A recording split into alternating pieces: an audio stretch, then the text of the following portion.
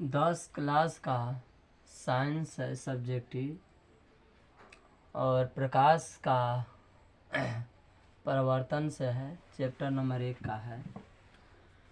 हम उसमें बताएंगे जो फोकस होता है, यानी प्रश्न लिखा हुआ है कि गोलीय दर्पण की फोकस दूरी और उसकी वक्रता त्रिज्या में संबंध, यानी गोलीय दर्पण की जो फोकस दूरी है उसकी वक्रता त्रिज्या में संबंध, यानी दोनों में संबंध क्या है, फोकस दूरी में और वक्रता त्रिज्या में संबंध क्या है, इन संबंध के बारे में जानेंगे।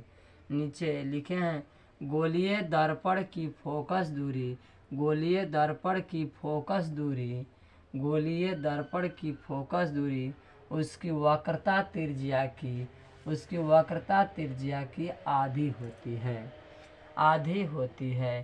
तो हम सबसे पहले फिगर लेंगे अवतल दर्पण का, बी हो गया, बी डैश हो गया, ये हमारा अवतल दर्पण हो गया।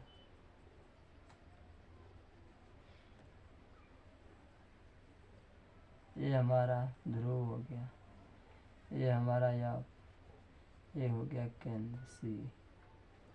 यानी पहला नंबर में का हमने बनाया एक अवतल दर्पण,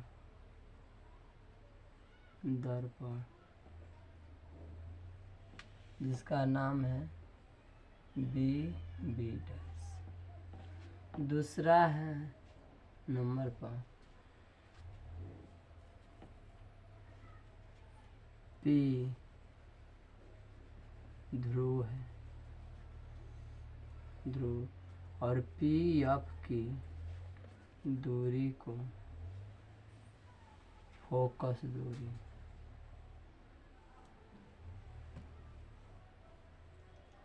दूरी, यानी एफ। तीसरा हो गया पी सी, यानी मुख्य अक्ष, मुख्य अक्ष, यानी पीसी को हम बोलते हैं वक्रता केंद्र, वक्रता केंद्र। सी को बोलते हैं यानी वक्रता त्रिज्या, यहाँ पर लिखिए, सी को हम केंद्र बोलते हैं, सी को केंद्र बोलते हैं, वक्रता केंद्र।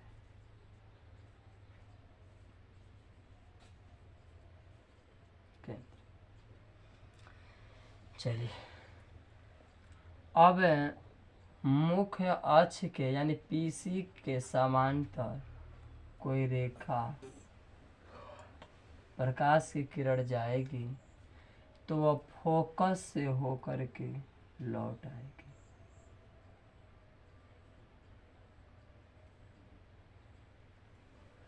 फोकस से होकर लौट आएगी। यानी आतित किरण या परावर्तित किरण के बीच में जो खींचा जाएगा,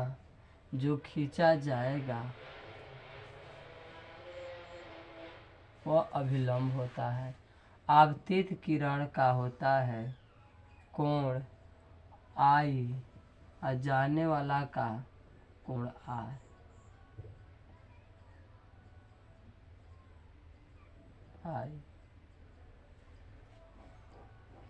अब कह रहा है कि फोकस दूरी और उसकी वक्रता त्रिज्या में संबंध, तो वक्रता त्रिज्या की आधी होती है फोकस दूरी, यानी यहाँ से यहाँ की दूरी एफ हो गई।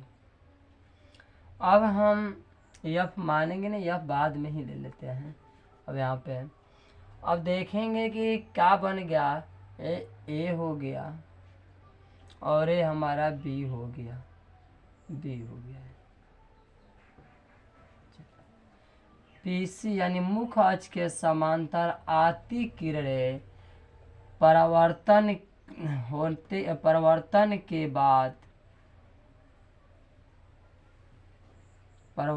के बाद फोकस से होकर गुजर जाती है। परिवर्तन के बाद फोकस से होकर गुजर जाती है और आपतित किरण और परावर्तित किरण के बीच में खींचा गया लंब है BC।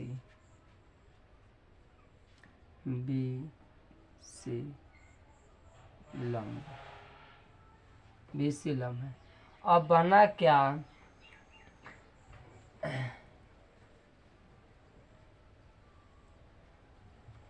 अब लिखेंगे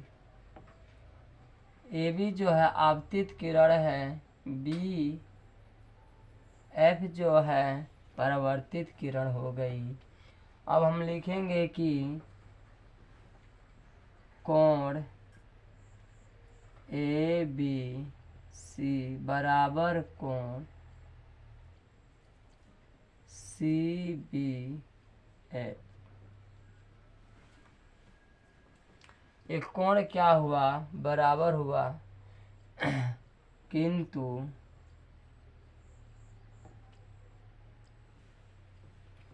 कोण ABC बराबर है कोण BCF के, यानी इसको कह सकते हैं एकांतर कोण।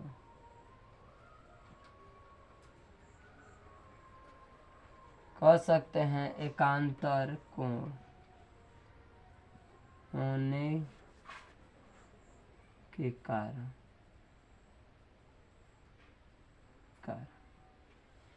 यानी एकांतर कोण क्यों हुआ, क्योंकि BCF एक त्रिभुज बन रहा है और कोण ABC एक कोण बन गया, CBF एक कोण बन गया, जो कि एक त्रिभुज बन गया। अब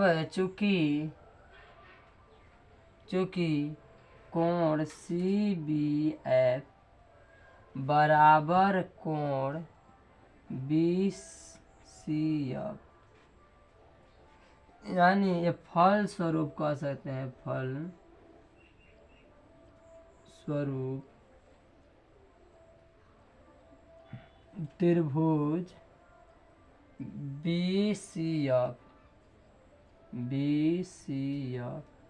एक समद्विबाहु त्रिभुज है, एक समद्विबाहु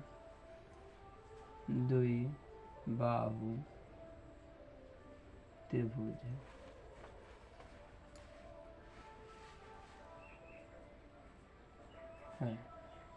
एक समद्विबाहु त्रिभुज। क्यों?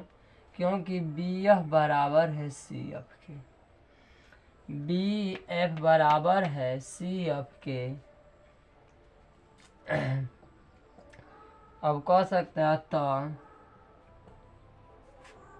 अतः BF बराबर है FC, यानी समद्विबाहु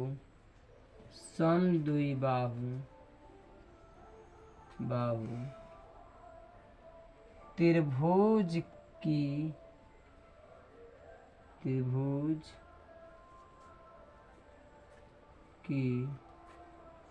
भुजा होने के कारण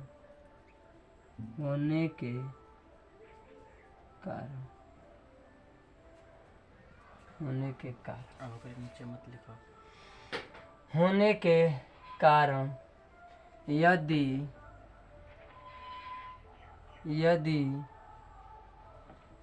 BP के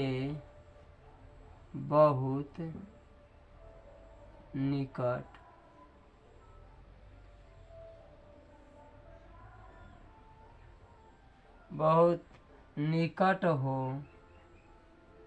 तो BF के बराबर पी एफ, बी एफ के बराबर पी एफ लगभग भग।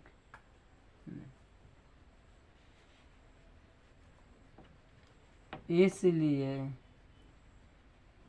पी एफ बराबर एफ सी बराबर पी सी बटा में 2, यानी पी सी बराबर का हो जाएगा P F plus C F, यानी दोनों जब एक दूसरे के बराबर है तो हम एक ही हो गया और एक ही हो गया, यानी 2 के बराबर पी सी हो जाएगा, यानी पी सी का आधा हम पी एफ कह सकते हैं, यानी सी एफ भी कह सकते हैं।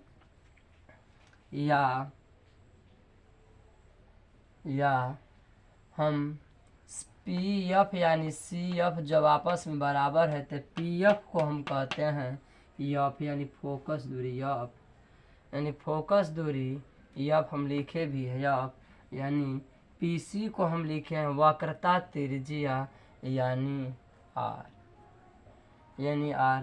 तो आर बटा में क्या हो जाएगा 2, आर बराबर क्या हो जाएगा 2, यही आपका आंसर है। थैंक यू, धन्यवाद।